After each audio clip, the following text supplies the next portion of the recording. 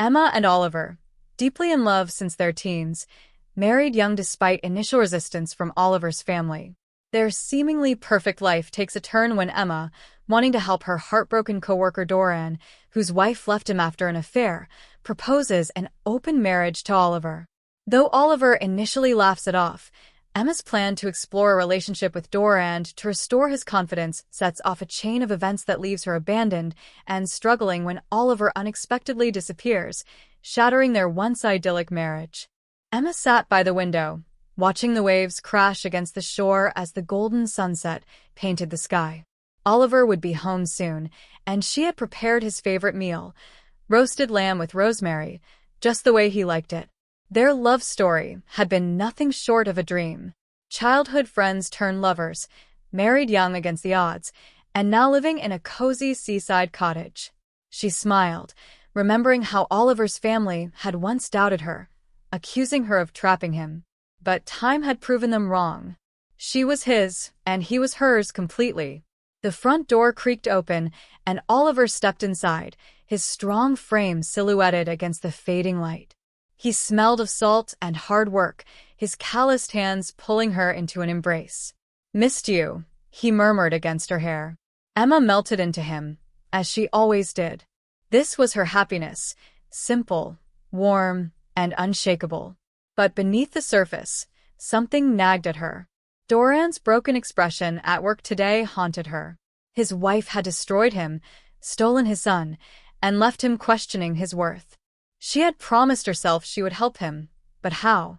A dangerous idea had taken root in her mind, one she hadn't dared voice until now. As they sat at the dinner table, Oliver's laughter filling the room, Emma took a deep breath. "I've been thinking," she began, her fingers tracing the edge of her wine glass. "What if we opened our marriage?" Oliver's fork clattered onto his plate. His eyes locked onto hers, searching for a joke. But Emma held his gaze, her heart pounding. The silence stretched, thick and suffocating. Then, to her shock, Oliver burst into laughter. "Good one, love," he said, shaking his head. But Emma didn't laugh back. And just like that, the first crack in their perfect love appeared. Oliver's laughter faded when he realized Emma wasn't joking. His smile slipped, replaced by a frown. "You're serious?" he asked, his voice low. Emma nodded, her pulse racing. She reached across the table, her fingers brushing his. "It's not about me wanting someone else," she said quickly. "It's about helping Doran. He's broken, Oliver. And I thought maybe this could fix something in him." Oliver leaned back in his chair, his jaw tight. The air between them grew heavy. "You want to sleep with another man to fix him?" His tone was sharp, disbelieving. Emma flinched, but held her ground.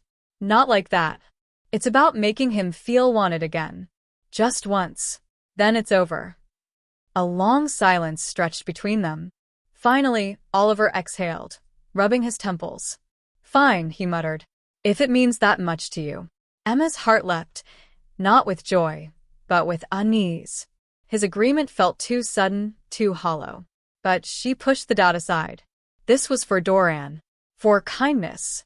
The next day at work, Doran looked more withdrawn than ever. Emma hesitated before approaching him. "I talked to Oliver," she said softly. "We have an arrangement now." Doran's tired eyes flickered with confusion. "What do you mean?" She swallowed hard. "I can be with you. Just once. To remind you that you're still worthy of love." Doran's face paled. "Emma, no." But she squeezed his hand. "It's okay. Oliver knows." The lie tasted bitter on her tongue. Oliver knew, but she wasn't sure he understood. That night, she didn't go home. The morning light crept through the thin motel curtains, painting stripes across the rumpled sheets. Emma sat up slowly, her body stiff, her mind clouded with guilt. Doran slept beside her, his face finally peaceful. She had done what she set out to do, but instead of relief, a cold weight settled in her chest. She dressed quietly, her fingers fumbling with the buttons. Last night had been mechanical, distant, nothing like the fiery passion she shared with Oliver. Doran had whispered his gratitude, but all Emma could think about was the way Oliver's eyes had darkened when she left. The drive home was a blur. The cottage, usually warm with the scent of salt and Oliver's cologne, felt eerily still. "Oliver," she called, her voice echoing. No answer. The kitchen was spotless, the bed neatly made. Her heart pounded as she checked his closet, half empty. Then she saw it. A note on the nightstand, folded crisply.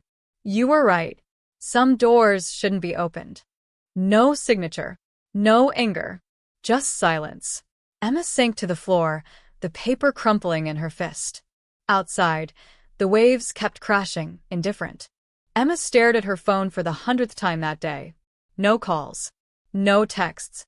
Oliver's social media was untouched. It was as if he had vanished into the sea mist. She dragged herself to work, her smile brittle, her movements robotic.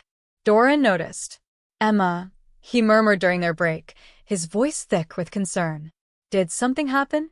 She wanted to scream. Instead, she shook her head. "It's fine." But nothing was fine. That evening, she drove to Oliver's childhood home by the shore. His mother answered, her face hardening when she saw Emma. "He's not here," she said coldly. "And he doesn't want to be found." The door shut with a finality that echoed in Emma's bones. Days bled into weeks. Emma's once immaculate house gathered dust. She stopped cooking, stopped cleaning. The hotel staff whispered. Doran's pitying glances grew heavier. Then the call. A deep voice, unfamiliar. "Ms. Emma? This is Officer Hayes. We found her husband's car abandoned near the cliffs." Her blood turned to ice. The police search yielded nothing. No body. No note. Just tire marks too close to the edge. Emma stood where Oliver's car had been, the wind howling around her. Was this her fault? Had she pushed him to this? Doran appeared beside her, silent. When she finally broke down, he didn't offer empty comfort, just his presence. And for the first time, Emma hated him for it. A year passed. Emma moved back to the city, leaving the sea behind. She changed jobs, changed her hair. But every morning, she woke reaching for Oliver. Then, on a rainy Tuesday, a postcard arrived. No return address. Just a single word in familiar handwriting. "Breathe." And the faint scent of salt water. Emma traced the letters, her hands shaking. Was it a cruel joke? A final goodbye? She called Doran, her voice raw. "I need to know if he's alive." Doran hesitated. Emma let go. But she couldn't. Not yet. She hired a private investigator. The report came back with a grainy photo. Oliver, boarding a ferry to a remote island. Alone. Emma booked a ticket that same night.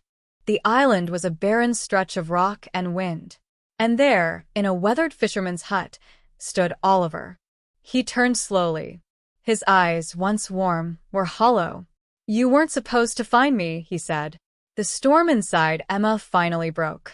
Oliver stood frozen in the doorway of the weathered hut, his face gaunt, his eyes shadowed. The wind howled between them, carrying the scent of salt and decay. Emma took a step forward, her heart pounding. "You let me believe you were dead," she whispered. Oliver's jaw tightened. "Would you have looked for me otherwise?"